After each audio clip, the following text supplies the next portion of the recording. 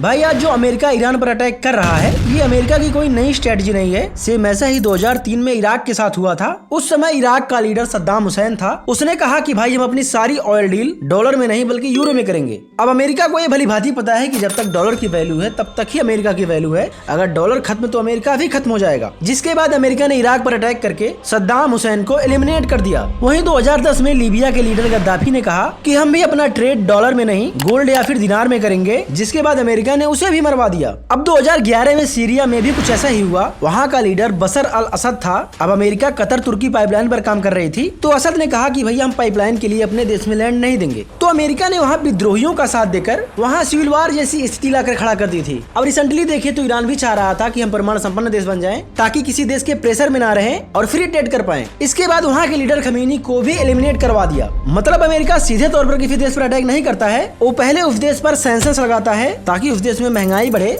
महंगाई बढ़ेगी तो लोग सरकार के खिलाफ रोड पर प्रोटेस्ट करेंगे और सरकार प्रेशर में आ जाएगी। अब सरकार प्रोटेस्टर्स को दबाने की कोशिश करेगी तो अमेरिका पूरे देश में हल्ला मचा देगा कि ये सरकार अपने ही लोगों के खिलाफ अत्याचार कर रही है और फिर उस देश पर अटैक करके वहाँ के लीडर को मारना आसान हो जाता है। अब ऐसे ही जियोपॉलिटिक्स को समझने के लिए हमें फॉलो कर लेना।